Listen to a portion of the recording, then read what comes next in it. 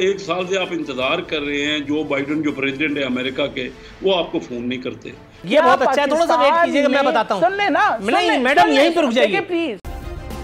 Subscribe करें और bell दबाएं ताकि कोई खबर रह न जाए।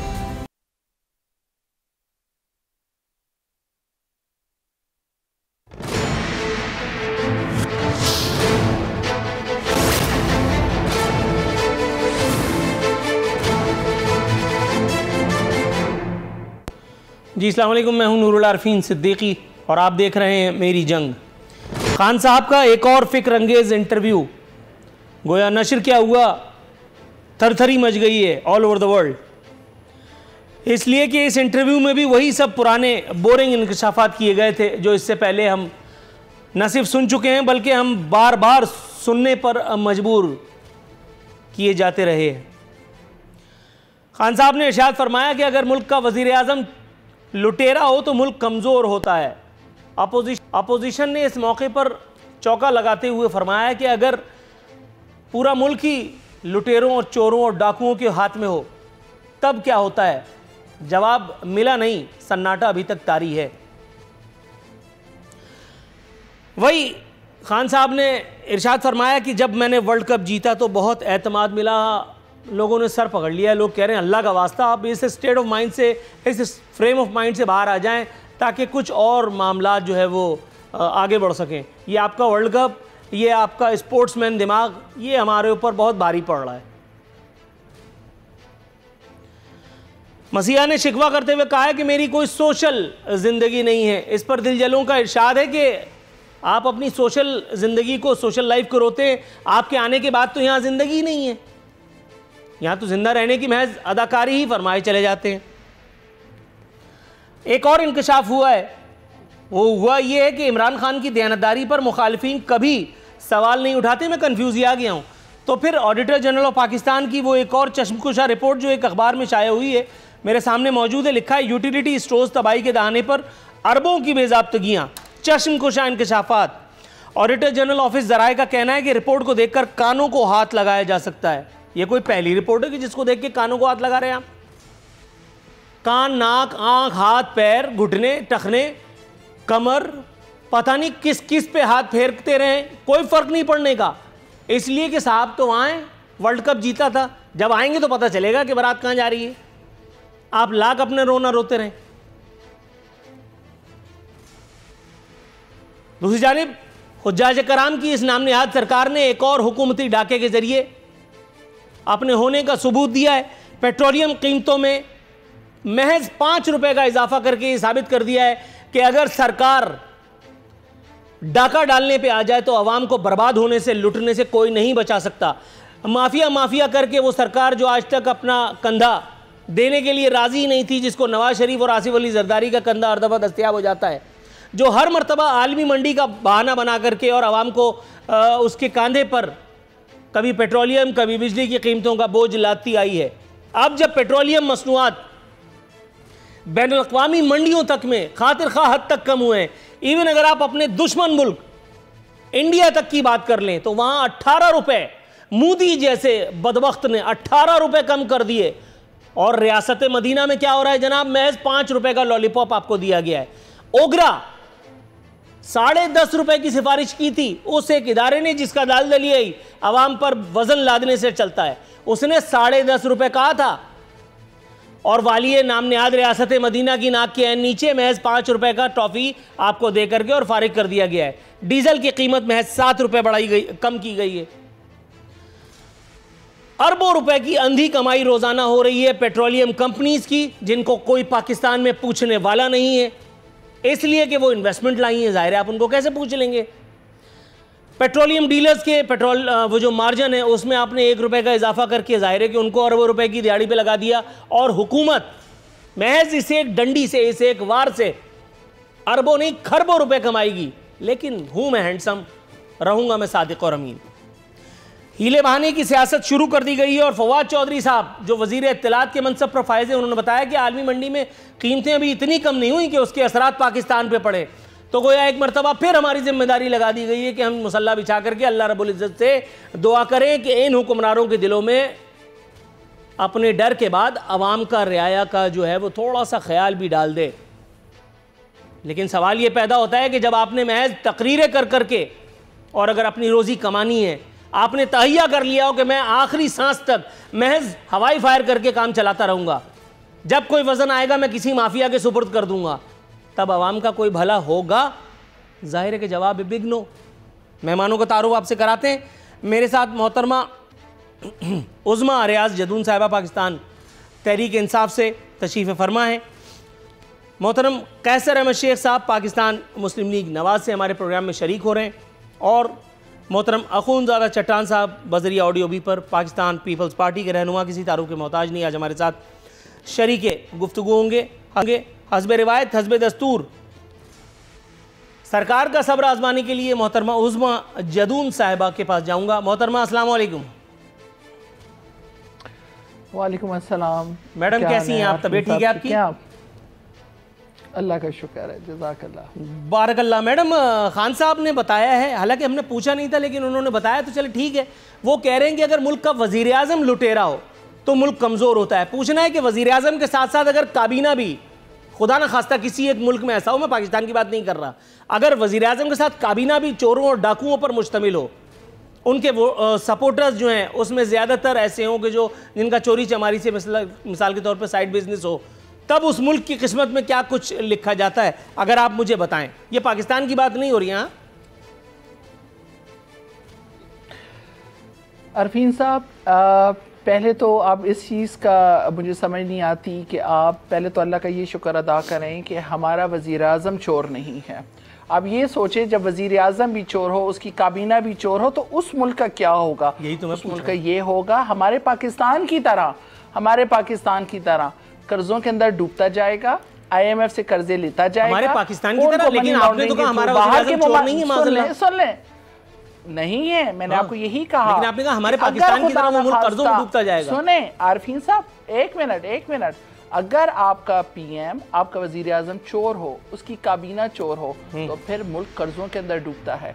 IMF से कर्जे लिए जाते हैं मनी लॉन्ड्रिंग के थ्रू, वो पैसा बाहर ऑफशोर कंपनियों में बनाया जाता है, और हम लोग कर्जे नहीं ले रहे। करें कि इस दफा जो अल्लाह तबारक तआला, आरफीन साहब बात सुन लेना प्लीज, इस दफा अल्लाह तबारक तआला ने जो आपको वजीर आजम दिया है वो एटलीस्ट चोर नहीं है।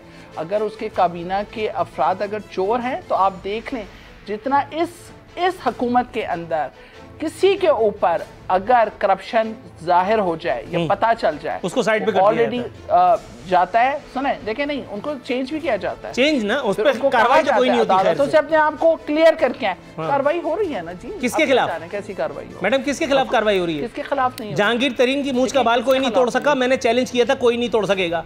मैंने कहा था कि 10 रुपए का इनाम दूंगा उस एक आदमी के खिलाफ जो नवाज शरीफ और आसिफ अली जरदारी के खिलाफ कार्रवाई करे। मैंने 10 रुपए का इनाम उस हुकूमत पे भी रखा था जो आसिफ अली जरदारी और नवाज शरीफ को मेडिकल एनआरओ देने से रोक ले। ऐसा कुछ नहीं हुआ। मैं 10 रुपए की शर्त बदस्तूर जीता हुआ हूं। साहब ये देख लीजिए, आपकी अदालतों ने उन्हें नाअहल करार दे दिया और वो अब इलेक्शन कॉन्टेस्ट नहीं कर सकते हैं। तो क्यों नहीं हुआ उनके ऊपर साबित हुआ। पिछले दौरे हुकूमत में 2013 के इलेक्शन के बाद खान साहब ने सबसे पहले कहा कि अगर करप्शन आप समझते हैं कि मैं करप्ट हूँ तो खोले ना मेरे केसेस, बनाए ना मेरे ऊपर केसेस, करे ना मेरे खिलाफ कार्रवाई। हाँ, वो तो उन्होंने क्यों नहीं की? खान साहब क्यों नहीं की? सुन लेना आरफीन साहब, सुन लें, उन्होंने क्यों नहीं की कार्रवाई उनके ऊपर। आज वाहिद इमरान खान साहब हैं पिछले दौरे हुकूमत में KPK से तमाम वो MPs जिनके ऊपर करप्शन साबित हुई थी, उन्होंने अपनी काबीना से उनको निकाला था। पता है ना, इससे पहले कभी इस तरह का हुआ? जो जितना ज्यादा करप्ट होता था वो उतना ज्यादा। बिल्कुल आपकी बात दुरुस्त है मैडम। थोड़ा सा तवक्कुफ की इस्तदा के साथ मैं यहाँ अपना नुक्ता रखते हुए आपसे तवक्कुफ की इस्तदा करते हुए मैं यहाँ अपने अगले मेहमान की तरफ जाऊँगा। आपने जो कहा वो बिल्कुल ठीक है, पिछली मरतबा ऐसा कुछ नहीं हुआ था, लेकिन ये जो कुछ इस दफ़ा हुआ है वो भी पहले कभी नहीं हुआ। जहांगीर तरीन चूँकि उनके जहाज़ में भर भर के अरकान असम्बली की शॉपिंग हुई थी, मुमकिन अरकान असम्बली की, वो हुकूमत तश्कील पाई थी जिसके खुमियाजा आज हम भुगत रहे हैं, तो इसलिए जहांगीर तरीन की मूंछ का बाल भी कोई नहीं उखाड़ सका और ना उखाड़ सकेगा। जहांगीर तरीन साहब की अतात और ताबेदारी का आलम ये है, चूंकि वो एक बिजनेसमैन है, इसलिए वो कभी भी इमरान खान साहब से, इमरान खान बल्कि आप समझ रही होंगी, कभी भी उनसे पंगा नहीं लेंगे, क्योंकि उनको पता है कि चलती हुई रोजी पे लात मारने का सिला क्या हो सकता है। सिला को इन्वर्टेड कॉमास में समझिएगा। मैडम थोड़ा सा तवक्कुफ अगर आप करें जी, इसी बयान का जायजा लेंगे।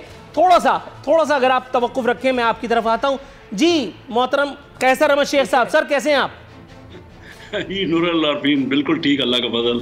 सर बहुत शुक्रिया आपकी इस मुस्कुराहट का और हमारे साथ प्रोग्राम में शरीक गुफ्तगू होने का। सर देखिए, वज़ीर आज़म साहब ने बड़ी खूबसूरत बात की है, सुम्मा अल्हम्दुलिल्लाह। उन्होंने कहा है कि मुल्क में अल्हम्दुलिल्लाह सुम्मा अल्हम्दुलिल्लाह ऐसा कोई मामला नहीं है कि जहाँ वज़ीर आज़म लुटेरा होता है, जहाँ काबीना चोरों की होती है। अल्लाह का शुक्र है पाकिस्तान में इस तरह की कोई बात नहीं है। ये अलग बात कि हमारे यहाँ भी चोर डाकू जो है वो पकड़े नहीं जा रहे, उन पर इंक्वायरी रिपोर्ट्स आती हैं, तहकीकाती रिपोर्ट्स बनती हैं, जिसके ऊपर कोई थोड़ा सा इल्ज़ाम आ जाता है, थोड़ा को इन्वर्टेड कॉमास में समझिएगा, उसको बिस्मिल्लाह करके साइड पे लगा देते हैं और उसके बाद कहते हैं नए वाले से आजा बच्चा अब तू शुरू हो जा। नूरुल आरफीन बड़ा हमेशा आप दिलचस्प टॉपिक रखते हैं, मुझे बड़ा अच्छा लगता है। देखिए बार बार प्राइम मिनिस्टर साहब यही कह रहे हैं कि पिछले चोर थे और हमने बहुत परफॉर्म किया है। भाई उन्होंने कर्जे लिए थे, अब वो तो उस वक्त कर्जा कोई किसी से भी पूछ ले, क्योंकि मईशत में ना गलत फिगर दी नहीं जा सकती, कोई भी देगा। ये तो इन्हीं का अपना स्टेट बैंक और इनका FBR और ये सब बता देंगे ना। 30,000 अरब रुपए कर्जा था, बहुत ज़्यादा था, इसमें कोई शक नहीं। जब हमारी हुकूमत ख़त्म हुई मुस्लिम लीग की तो आज 50,000 अरब रुपए कर्जा हो गया। इसमें कोई फ़र्क हो, कोई बंदा बोल दे। उस वक़्त कुल आमदनी जब हमने छोड़ा ना तो 310 अरब डॉलर थी पूरे मुल्क की आमदनी, आज 290-95 अरब डॉलर हो गई। फीकस आमदनी जो थी वो 1400 डॉलर थी फीकस, और आज हो गई पौने 1200 डॉलर। इसमें कोई फ़र्क हो ना तो मैं बोलूँगा, मैं तो फिक्र दे रहा हूँ ना, ये कहें कि भाई इसमें कोई फ़र्क आ गया है। अब इंडिया जो है उसमें ये तो कहते थे बाहर के लोग यहाँ पे पैसा लेके आएंगे और नौकरियाँ ढूंढेंगे, तो आज इंडिया में कोविड ये कहते हैं जी वहाँ ज़्यादा हुआ है, वाकई हुआ है। उसके बावजूद इंडिया में जो बाहर की डायरेक्ट इन्वेस्टमेंट आई है ना, ये फिगर्स हैं, 44 अरब डॉलर आई है, हमारे यहाँ सिर्फ 2 अरब डॉलर आई है। अब ये आप बताइए कि कर्जा फीकस जो था जब हमने छोड़ा तो 1,30,000 रुपये खुद इमरान खान साहब कहते थे कि जो बच्चा पैदा होता है 1,30,000 रुपये का मकरूज होता है। आज वो 2.25 लाख या 2,30,000 का मकरूज हो गया है।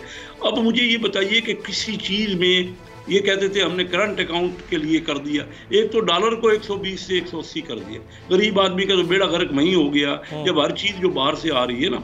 पाकिस्तान की कुल कोई तकरीबन चौथा या पाँचवां हिस्सा इंपोर्ट होती है। कुल 290-95 अरब डॉलर अगर आमदनी है ना, तो वहाँ 70 अरब डॉलर की तो हमारी इंपोर्ट हो रही है, वो सारी डॉलर में होती है।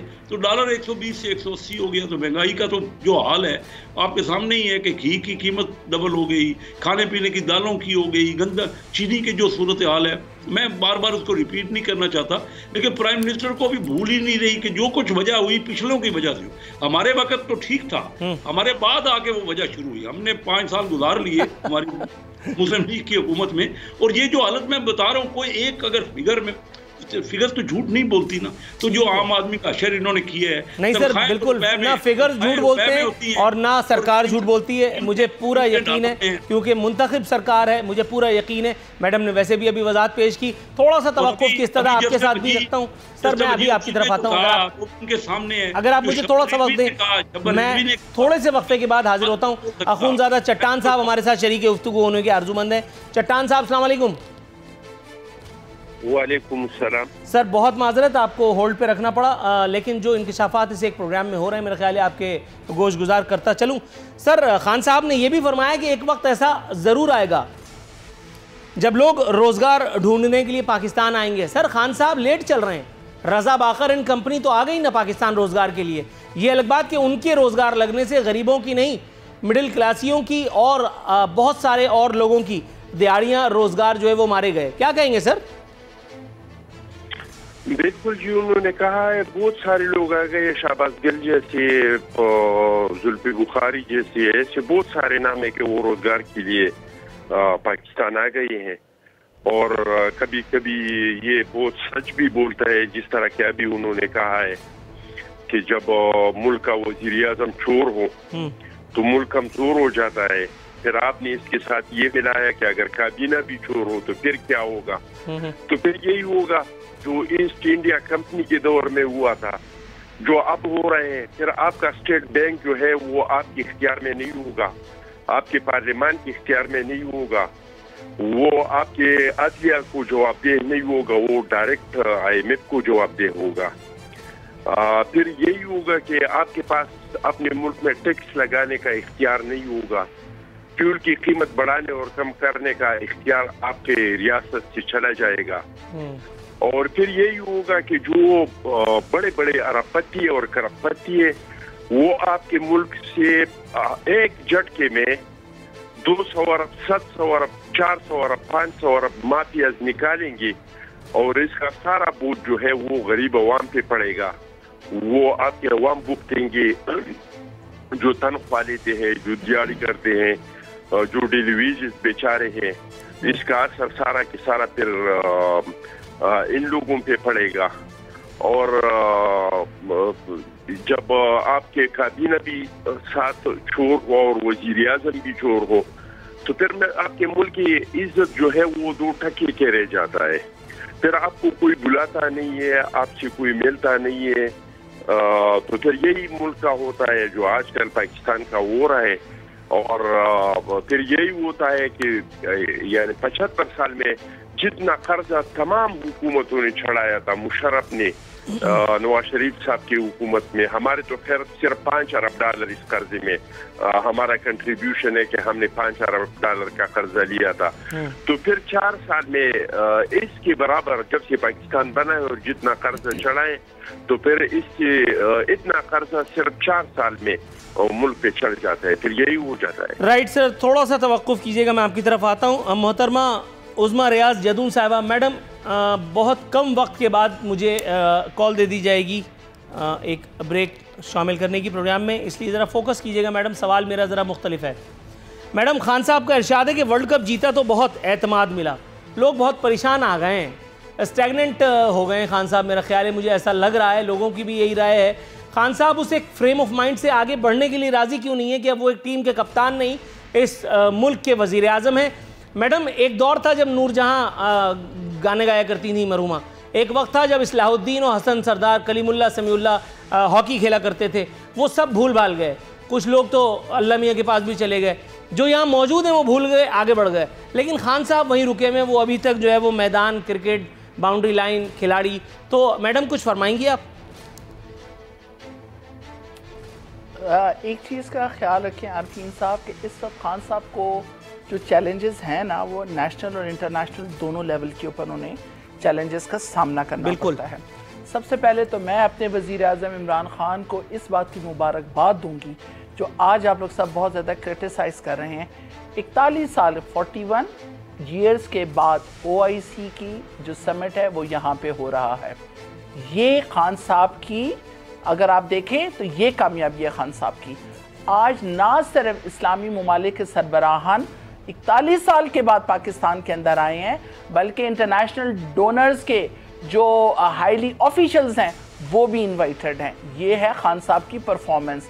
इस वक्त सबसे पहले पाकिस्तान ने ये इनिशिएटिव लिया है कि अफगानिस्तान की जो सूरत हाल है वो बहुत ज़्यादा ख़राब है और मज़ीद ख़राब होने से बेहतर है कि उसके ऊपर काम किया जाए। ये है खान साहब की परफॉर्मेंस। मैडम, मेरा सवाल कुछ और था जो मेरे भाई ने अभी बात की। सुने मैं आपको बता रही हूँ ना, आप ये कह रहे हैं ना कि खान साहब क्रिकेट से नहीं निकल रहे। खान साहब ना सिर्फ क्रिकेट से निकले हैं बल्कि उन्होंने पाकिस्तान को एक बेहतरीन कप्तान की शक्ल में पूरे पाकिस्तान को इंटरनेशनल लेवल के ऊपर पाकिस्तानी कौम को ना सिर्फ उठाया है बल्कि पाकिस्तान का वकार भी बुलंद किया है। इससे आप में से कोई भी इनकार नहीं कर सकता। बिठा दीजिए क्योंकि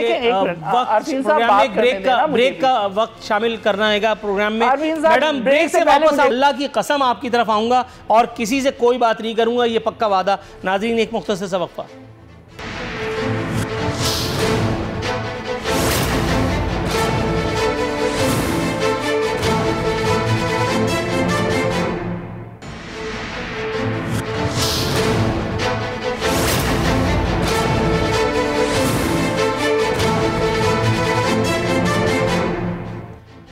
वेलकम बैक नाज़रीन, बदस्तूर हमारे मेहमान हमारे साथ मौजूद हैं। जी मोहतरमा उज़्मा रियाज जदून साहिबा, आप अपनी बात कंप्लीट करने का पूरा हक पा सकती हैं। आरफीन साहब, देखें, मैं ये समझती हूँ जिस तरह से हमारा जो हमने इनहेरिट किया था करंट अकाउंट डेफिसिट 20 बिलियन का, उसके अंदर सस्टेन कैसे कोई गवर्नमेंट रह सकती है। ये है हमारे खान की कामयाबी कि अभी तक हमने इसको हमारी गवर्नमेंट सस्टेन हुई हुई है, ये एक मौजज़ा है। दूसरा जो हमारे इकोनॉमिक इंडिकेटर्स हैं वो पॉजिटिव जा रहे हैं, ये है हमारे खान की कामयाबी। लेकिन सर मैडम शब्बर जैदी साहब तो कह रहे थे कि पाकिस्तान बैंकरप्ट हो चुका है, वो भी इकोनॉमिस्ट है मेरे ख्याल है, डॉक्टर तो नहीं है। देखें एक मिनट, मैं जो चीज़ कह रही हूँ ये फैक्ट्स एंड फिगर अपने सामने लिख के लेकर आई हूँ, उसके ऊपर मैं बात कर रही हूँ जी। मैं ये तमाम चीज़ें उसी पे कर रही हूँ। दूसरी बात ये है कि हमारे खान की जो सबसे बड़ी कामयाबी ये है कि उन्होंने अदारों के अंदर ओवर बर्डनाइज नहीं किया एम्प्लॉयर्स उसके अंदर डाल के कि जी लोग, क्योंकि हमारी गवर्नमेंट है, हम अपने वोटर सपोर्टर को एडजस्ट करें और जितने भी जो गवर्नमेंट के इदारे हैं उनके अंदर बगैर किसी सोचे समझे कि हम जी वहाँ पे लोगों को नौकरियां देते रहें, जिसकी वजह से जो हमारे कौमी इदारे हैं वो तबाही का शिकार। इसलिए बेहतर है कि लोगों को बेरोजगार किए जाता रहे। जैसे देखें, और एसएमईज देखें, स्मॉल मीडियम एंटरप्रेन्योरशिप को हमने इंक्रीज किया, हमने उनको फैसिलिटेट किया, हमने अपने नौजवान तबके को कर्जा दिया, उसको कहा कि वो खुद भी बिजनेस करे और वो एम्प्लॉयमेंट जनरेट करे। एक बच्चा अगर अपना बिजनेस अगर करता है तो वो कितनी ज्यादा एम्प्लॉयमेंट क्रिएट करता है। ठीक है मैडम, थोड़ा सा तवक्कुफ कीजिएगा, अब मुझे आगे जाने दीजिए काइंडली। देखिए मैंने अपना वादा वफा किया, प्रोग्राम चलता रहेगा। वो कहते हैं ना यार जिंदा सोबत बाकी। मैं आपकी तरफ आता हूं मैडम, देखिए मेरा वादा पूरा हो गया, थोड़ा सा तवक्कुफ कीजिएगा। कैसर अहमद शेख साहब सर, ये मुझे बताइए, जनाब-ए-मन मैडम ने तो अपने तौर पे ये बताया कि तमाम माशी इंडिकेटर्स जो हैं वो ये बता रहे हैं कि पाकिस्तान पेरिस, लंदन, बरतानिया पता नहीं क्या क्या बन चुका। शब्बर जैदी साहब के ब्रेक क्यों फेल हो गए? वो अचानक जो उन्होंने खुदकुश हमला अपनी ही सफ़ों में फरमा दिया और उसके बाद फिर उन्होंने रज़ाकाराना, यानी रज़ाकाराना को इन्वर्टेड कॉमाज में समझिएगा, रज़ाकाराना तौर पे उन्होंने यू टर्न लेते हुए कहा कि नहीं अल्लाह कसम ये मैं तो नहीं था। देखिए बात सुनिए, शब्बर जैदी ये क्यों ना कहें, जबकि मैं तो ये फिक्र बता रहा हूँ 30,000 अरब रुपए से जो पिछले 72 साल में 30,000 अरब था, तो पिछले 3.5 साल में ये अभी हो गया 50,000 अरब रुपए। 30,000 कुल कर्जा था, इसमें कोई, अब बताइए 100% से ज़्यादा हमारा कौमी आमदनी का तो कर्जा हो गया। और शब्बर जैदी क्या करें, किस तरह ये पे करोगे आप? जहाँ ये अभी मोहतरमा कह रही थी कि हमारे यहाँ OIC के फॉरेन मिनिस्टर्स आ रहे हैं, आपको 1 साल से आप इंतज़ार कर रहे हैं, जो बाइडन जो प्रेसिडेंट है अमेरिका के, वो आपको फ़ोन नहीं करते। उसके बाद आपने ख्वाहिश की थी कि बीजेपी के मोदी साहब बन जाएं, वो इलेक्शन जीत जाएं, उसके बाद वो आपका फ़ोन नहीं उठाते और फिर उन्होंने कश्मीर को एनेक्स कर लिया। ये तो है आपकी फॉरेन पॉलिसी। फिर आप फाइनेंस में तो क्या बात करें, खुद शब्बर जैदी ने जो कह दिया, ये तो हम कहते रहे। देखे ना, उनकी बात ज़्यादा तस्दीक इसलिए कि उसमें उनको आप लाए थे कि वो कोई निजात दहिंदा होंगे और वो FBR के आमदनी बढ़ा देंगे। जब डॉलर को 120 से 178 कर दिया जाए तो हर चीज़ तो बाहर डॉलर से आ गई, चाहे खुदरी तेल हो, चाहे दालें हों, चाहे और कोई अशिया हो जो हम इंपोर्ट कर रहे हैं, गंदम कर रहे हैं, चीनी कर रहे हैं, तो वो और यहाँ तनख्वाहें तो हैं रुपए में। अब तनख्वाहें तो आपने बढ़ाई नहीं और किसी के कहने पे ये कह दिया कि 1000 रुपए आप गरीबों को वो ग्रॉसरी स्टोर वाले देंगे। अब उनको इतना कौन सा हिसाब वो करेंगे? और वो सब जो आपने यूटिलिटी स्टोर की तो पहले बात बता दी कि उसमें क्या करप्शन हुई, यही सारी करप्शन वहाँ हो जाएगी। इससे बेहतर तो था ना कि जो 40,000 रुपए तक मैंने कई बार सजेस्ट किया है, आप कहते हैं 120-30 अरब रुपए आप दे रहे हैं, ये हज़ार रुपए करके जो 6 महीने में देंगे। अगर आप 40,000 रुपए तक की तनख्वाहें 25% बढ़ा देते और मिनिमम सैलरी यही करते कि कम से कम 40-50, लोगों की परचेजिंग पावर बढ़ जाती, वो खुद जाके ग्रॉसरी खरीद लेते बजाय कि इतने लंबे चौड़े हिसाब करने के। इनके पास कोई विजन नहीं है। इन्होंने ये कहा कि नौकरियां देंगे, जहाँ पे बेरोजगारी है इंतहा होगी। GDP ग्रोथ की बात ना, ये कहते हैं, अब देखिए इंडिया इस साल, ये एशियन डेवलपमेंट बैंक की रिपोर्ट है कि इस साल 10% वो तरक्की कर रहा है, हमारी 4% है। तो आप बताइए कि जब इंडिया 1900 ये पिछले सालों में कितना तो हमसे आगे बढ़ गया, आज वक्त 10.5 गुना हो गई है उनकी इकानमी। आज बांग्लादेश उन्होंने वो अब सेलिब्रेट कर रहे हैं अपनी यौम आज़ादी को, तो वो देखिए ना, उनकी एक्सपोर्ट पाकिस्तान से डबल हो गई, उनकी करेंसी पाकिस्तान से आती है। और ये हमारे, क्योंकि इन बेचारों को ना पता है मुईशत का कोई फिगर्स, कोई एक कोई फिगर तो दे देना कि किसी जगह इन्होंने कोई बेहतरी की हो। कोई महंगाई का जो आलम है पाकिस्तान में, खुद हम कह रहे हैं, हमारा स्टैटिस्टिक डिपार्टमेंट कह रहा है 11.5%। आज की खबर है कि 19.5%, आज सब अखबारों में भरी पड़ी है कि 19.5%। और गरीब आदमी, अमीर और गरीब का जो तवाज़न है वो हाईएस्ट है। खुद मैं इनकी फिगर रिकॉर्ड कर रहा हूँ। इस वक्त जो फ़र्क हो गया है, इतना बढ़ गया है। अमीर आदमी को तो कोविड की वजह से जो कमोडिटी की कीमतें बढ़ी हैं उसको तो बेनिफिट हुआ है। तो राइट सर, थोड़ा सा तवक्कुफ की इस्तदा के साथ मैं अगले मेहमान अखुंज़ादा चट्टान साहब के पास जाऊंगा। चट्टान साहब, सर आप मुझे सुन रहे हैं ना? जी जी, मैं आपको सुन रहा हूँ। चट्टान साहब, बड़ी खौफनाक सूरत-ए-हाल की जानिब इशारा किया है मेरे मोहतरम वज़ीर आज़म ने। कहते हैं खदशा है कि बीजेपी हुकूमत की मौजूदगी में पाक भारत एटमी जंग न छिड़ जाए।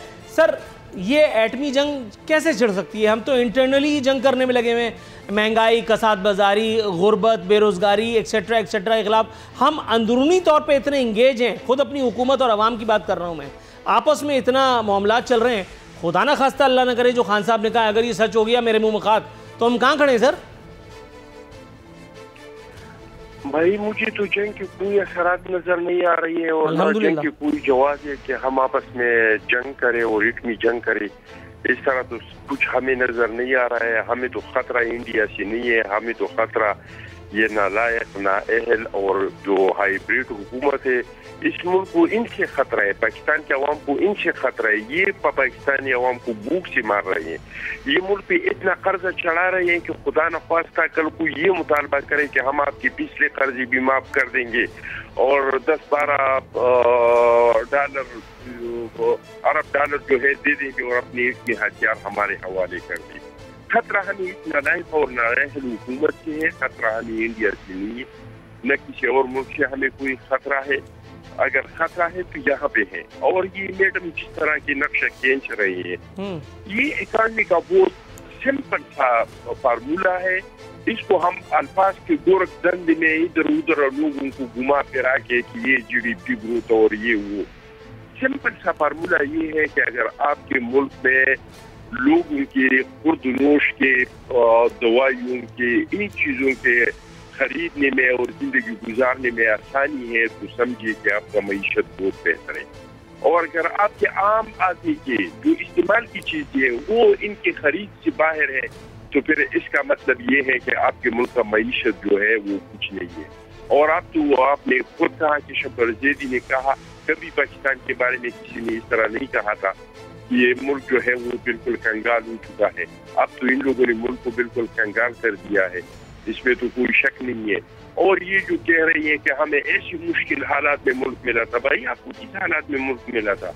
आपको तो 2 जमहूरियतों से बाद में ये मुल्क मिला था। मुल्क तो हमें मिला था क्योंकि पाकिस्तान की गवर्नमेंट खत्म हो चुका था। ये मौलाना फजल रहमान साहब कह रहे थे कि अस्करियत पसंद ये मरगला के पहाड़ों तक पहुंचे। बलूचिस्तान में तराना बजाना बंद हो गया था। हर वो 2-3 धमाके होते थे। जिस दिन हमारे 20-30 लोग शहीद होते थे, हम कहते थे कि भाई आज का दिन खैरियत से गुजर गया। हर रोज कराची में 20-20 लाशें जो है वो पड़ते थे। 20 आपने कम बताई हुजूर, ये तो लाशों का सिलसिला कम से कम 100 तक गया था। आप बिल्कुल ठीक कह रहे हैं। हालात में मिला था राइट और हमने डिलीवर किया, लोगों की तनख्वाहों को बढ़ाया, बेनजीर इनकम सपोर्ट प्रोग्राम शुरू किया, लोगों के पेंशन को बढ़ाया, पाकिस्तान को एक्सपोर्ट नेशन बनाया। तो ये मुल्क को अगर खतरा है तो इस हुकूमत के सलाहियत से है, किसी मुल्क से हमें कोई खतरा नहीं है। राइट मैडम, इन दोनों हजरात की गुफ्तगू पर आपको अगर कुछ कहना है तो कह लीजिए। ब्रेक से वापस आऊंगा तो फिर मैं आपसे एक नया सवाल पूछूंगा, इंशाल्लाह कोशिश करूंगा मुश्किल हो। अच्छा, थोड़ा सा आरफीन साहब आप मुझे टाइम थोड़ा सा ज़्यादा दिया करें क्योंकि 2 बंदे मुझे क्रिटिसाइज़ कर रहे हैं और एक बंदा डिफेंड कर रहा है, तो जो डिफेंडर है उसको थोड़ा सा टाइम ज़्यादा मिलना चाहिए। दूसरी बात ये है कि जिस तरह से मेरे भाई ने फरमाया, कैसर साहब ने, कि जी पेट्रोलियम की कीमतें जो हमारे नेबरिंग कंट्रीज़ हैं और लाइक पाकिस्तान जो उनकी इकोनॉमिक सिचुएशन है उसके मुताबिक, आया आप ये देख लें कि पाकिस्तान के अंदर आज आपको पेट्रोल 140 का मिल रहा है, इंडिया में कितना मिल रहा है? बहुत आप उसको करते हैं ना, 210 के करीब उसकी कीमत जा रही है। अगर उन्होंने 15 रुपये कम की है तो उनकी 210 के करीब पेट्रोल की कीमत है। उनकी इकोनॉमिक और हमारी इकोनॉमी ऑलमोस्ट सेम ही है। उनके हालात और हमारे यही है। हम तो बल्कि नहीं है क्या, नहीं है क्या? अब ये देख लीजिए ना, कोविड ने हमें जिस तरह से मुतासिर किया। बाकी एक और बात सुन लें, कहते हैं कि जी हालात ख़राब थे, हमें बड़ी बुरी सिचुएशन मिली। और 70 साल से पीपल्स पार्टी और नून लीग की तो दौरे हुकूमत था, क्यों इतनी सिचुएशन ख़राब की गई बलूचिस्तान के अंदर, क्यों इतनी सिचुएशन ख़राब की गई कराची के अंदर? क्यों नहीं उस सिचुएशन बनने से पहले उन हालात को कंट्रोल किया गया? कि वो सिचुएशन बनाने वाले भी आप ही लोग थे, ख़राब करने वाले भी आप ही लोग थे। तो ये आप पीटीआई को ताना नहीं दे सकते हैं। हमें जो सिचुएशन मिली है वो आप लोगों की भी मिली है। कौन सा आप इंडस्ट्रियल रेवोल्यूशन लेकर आ गए थे, एग्रीकल्चर रेवोल्यूशन लेकर आ गए थे, इंपोर्ट आपकी बढ़ती गई, एक्सपोर्ट आपकी कम होती गई। ये सारा कुछ हमने इनहेरिट किया है और वो आप लोगों की तरफ से किया है। आप किस तरह से हमें ब्लेम कर सकते हैं? बिल्कुल ठीक है, आपको तो कोई हक नहीं है खुंजादा चट्टान साहब, कैसर मशीद साहब हुकूमत को ब्लेम करने का, उनको क्वेश्चन करने का। ये काम मैं अल्लाह ताला ब्रेक से वापस आकर के देखिए ये काम मैं कितने अच्छे तरीके से करता हूँ।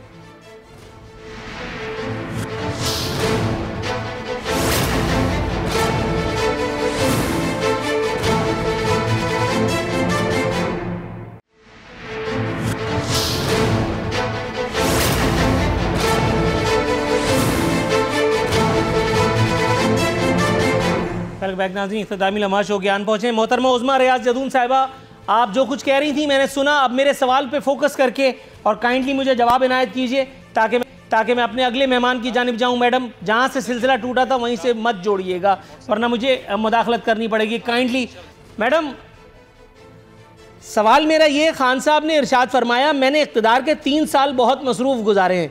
क्या कर रहे थे? कह रहे थे मेरी कोई सोशल लाइफ नहीं। मैडम, लोग कह रहे हैं आपके आने के बाद हमारी लाइफ नहीं रही। अच्छा, वैसे सोशल लाइफ तो मेरी भी नहीं रही, तो क्या करूं?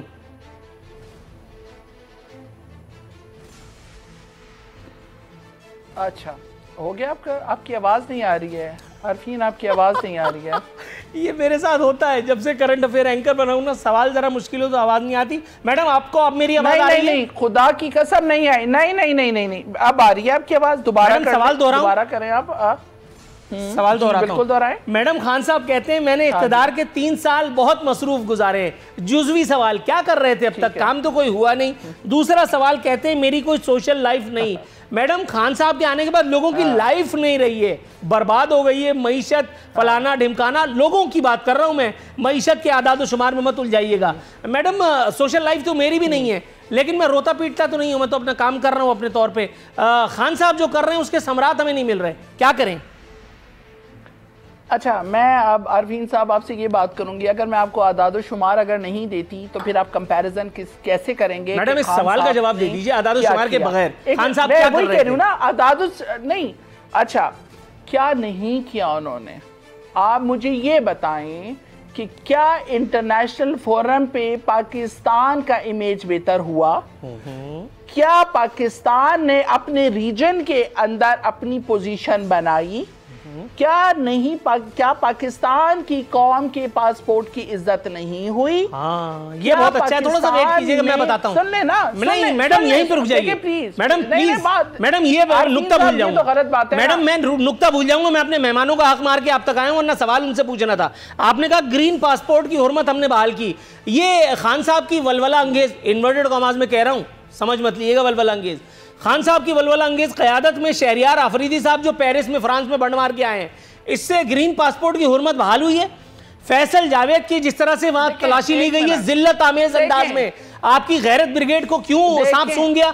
शाहिद खाकान के वक्त तो बड़ा खुदक रहे थे। प्रोपेगेंडा में और रियलिटी में फर्क होता है। प्रोपेगेंडा नहीं मैडम, वीडियोस मौजूद हैं। उसके बाद उनकी जो थ्रेट वाली ऑडियो आई है, देखें। नहीं देख छोड़े ना, ऑडियो और वीडियो जिनकी आ रही हैं और जो वाकई जो जिनके ऊपर आपको तनकीद करनी चाहिए, वो आपके मेहमान खुसूसी बने हुए मुख्तलिफ प्रोग्रामों में बैठे हुए होती हैं, उनको तो आप लोग वही इज्जत दे रहे हैं। नहीं, मेरे प्रोग्राम में कोई मेहमान फुसफुसी नहीं होता, मैं खुद हूँ। चले, आपके किसी भाई के प्रोग्राम में आ गया होगा। भाई होगा कोई, मेरा कोई भाई वैसे है नहीं। तो बस यही मैं कह रही हूँ ना। ये सवाल शहरियार आफरीदी का था और फैसल जावेद का, जवाब कुछ और मिल रहा है। देखें, नहीं एक मिनट में, आप मुझे बात ही नहीं करने दे रहे। आप मुझे कहते हैं आदाद शुमार ना, तो नहीं, फैसल जावेद और शहरियार आफरीदी की बात का जवाब देने के लिए आदाद शुमार जरूरी कतई नहीं है, खुदा की कसम। पासपोर्ट की इज्जत बहाल नहीं हुई है, ग्रीन पासपोर्ट का सवा सत्यानाश हुआ है।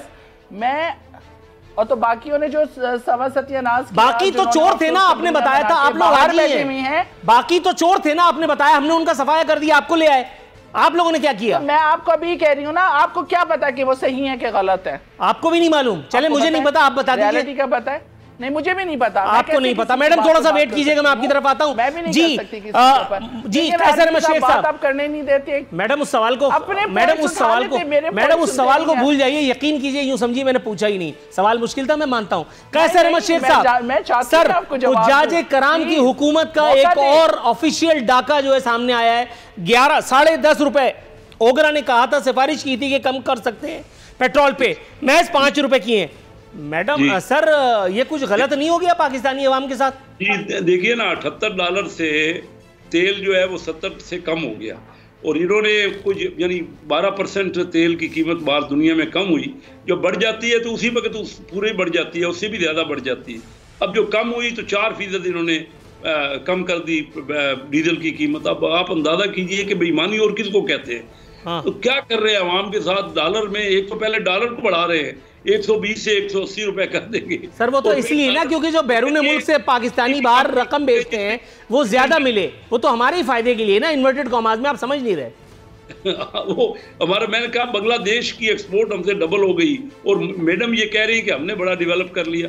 अब इनको कौन बताए, उनकी करेंसी हमसे डबल कीमत की है। उनकी करेंसी 100 रुपए से कम है, यानी कोई 80 रुपए के करीब है बांग्लादेश, और हमें 180 रुपए हो गए। आप अंदाजा कर लीजिए, क्या इंडिया से तो मुवाजना अपनी जगह पे अब रह ही नहीं गया। अब तो बांग्लादेश जो हमसे अलग हुआ, उसके हालात क्या है? एक्सपोर्ट हमसे डबल है, उनकी इनकम हमसे बढ़ गई, उनके सारे जो हमारे डेवलपमेंट 8% हो रही है, उनकी कौमी आमदनी में इजाफा हो रहा है, और हमारा कर्जा बढ़ रहा है। हमें तो मैडम थोड़ा सा वेट कीजिएगा, मैं आपकी तरफ आता हूँ ना। जी सर, आप मुझे भी पॉइंट क्लिक करते हैं, लेकिन आप बात नहीं करने देते। सर थोड़ा सा वेट कीजिएगा, मैडम का शिकवा कहीं बढ़ ना जाए, वो ये मुझे पटवारी या कुछ और जियाला ना कह दें। मैं इसी डर से अखुंज़ादा चट्टान साहब के पास चला जाता हूँ। चट्टान साहब, आप मुझे सुन सकते हैं? जी मैं आपको सुन रहा हूँ। सर, ऑयल कंपनियां, डीलर और हुकूमत तीनों मजे में, लेकिन फवाद चौधरी साहब बड़ी तकलीफ में। कह रहे हैं कि आलमी मंडी में कीमत इतनी कम नहीं हुई कि पाकिस्तानियों को उसका फ़ायदा मिल जाए। साथ साथ उन्होंने कुछ और भी कहा था, लेकिन वो मैं कल के प्रोग्राम में पूछूंगा। आप इसी पे तबसरा फरमा दीजिए। देखिए जी, इंटरनेशनल मंडी में जो कीमतें कम हुई है, ये सिर्फ पाकिस्तान के लिए नहीं हुई है, ये पूरी दुनिया के लिए हुई है। आप इंडिया में देख ले कि उन्होंने अपने अवाम को कितना रिलीफ दिया और कितना कम किया। आप अफगानिस्तान में आ जाए, बिल्कुल मैं अफगानिस्तान के बॉर्डर से अभी 10 किलोमीटर के फासले पे हूँ। 22 रुपए रिलीफ अफगानिस्तान ने अपने अवाम को रिलीफ में दिया है। अफगानिस्तान में $1 का कीमत 102 रुपए है। हम अफगानिस्तान से भी बहुत पीछे हैं, और मैं फवाद चौधरी साहब के एक बात को चलो मान लेता हूँ कि कीमतें बिल्कुल कम नहीं हुई है, लेकिन उस वक्त को याद करें कि जब पाकिस्तान में 145, 125, $160 की फी बैरल इंटरनेशनल मार्केट से फ्यूल मिल रहा था पाकिस्तान पीपल्स पार्टी की हुकूमत में। इस टाइम पे ये हाइब्रिड हुकूमत का जो सिलेक्टेड वजीर आजम है, ये कौम को कहते थे क्या ये जरदारी जो है 10% है, ये इसमें 10% जरदारी के अकाउंट में जाते हैं।